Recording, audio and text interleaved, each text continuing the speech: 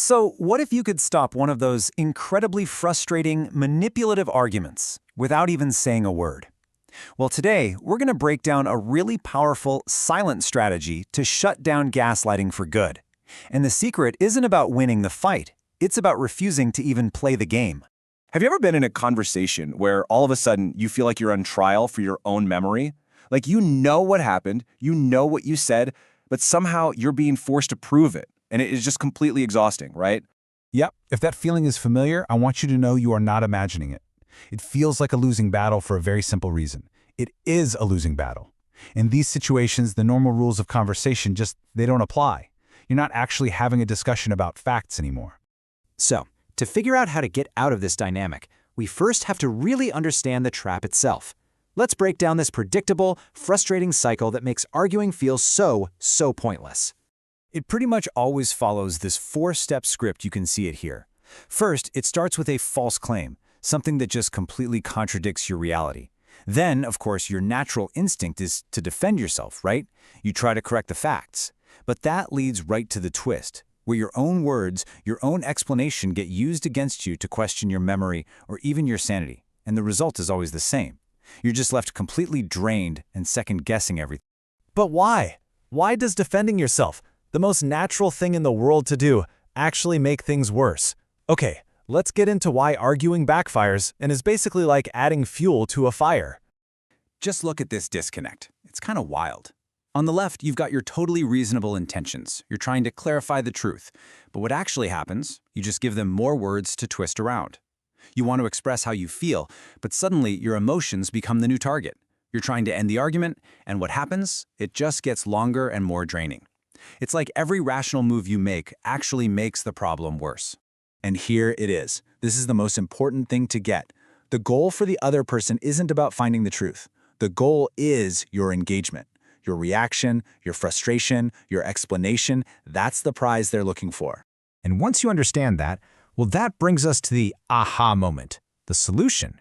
It's a psychological concept that just flips this entire dynamic right on its head. It's called the extinction principle. Behavioral extinction sounds complicated, but it's actually really simple and, well, profound.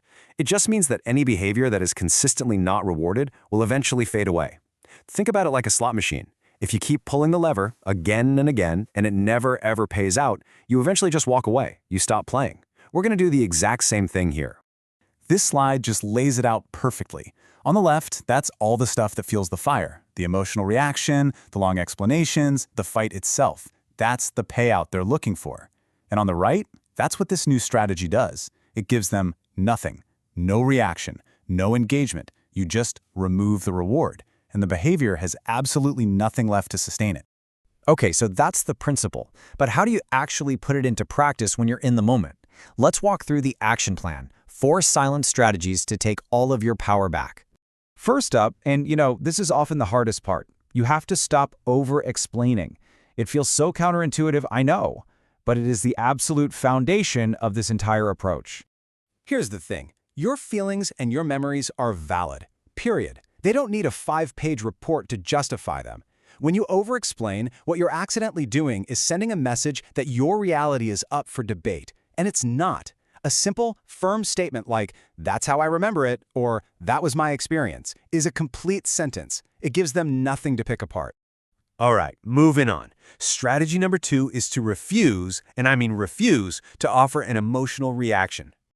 Remember that slot machine. Your frustration, your anger, your tears, that's the jackpot. That's what they're playing for. By staying calm, by being emotionally neutral, you are showing them that the machine is broken. It's not going to pay out. This isn't being passive. It's a huge show of strength that protects your own peace.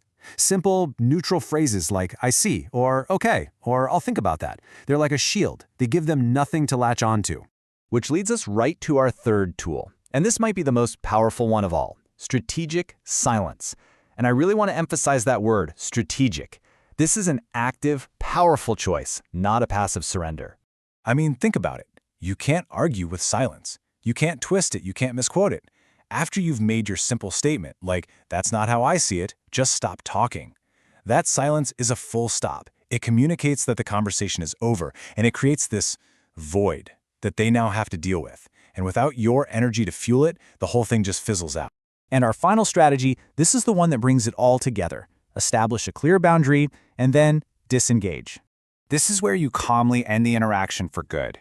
You state your boundary clearly, without a lot of emotion. I'm not willing to have this conversation. The key here is to remember not to jade.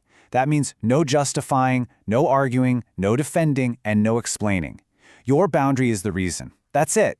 And if they keep pushing, you physically remove yourself. You walk out of the room. You end the phone call. You just disengage. So, as we wrap this up, it's so important to remember what the real goal is here. This isn't about teaching someone a lesson. It's not about making them see the light. This is about one thing, reclaiming your own peace and your own sense of reality. And ultimately, this is the biggest takeaway. The only way to win a game that is rigged against you is to pick up your ball and go home, to refuse to play. By removing the reward, your emotional energy, your engagement, you take back control, not of them, but of yourself. And that, right there, is where all the real power is.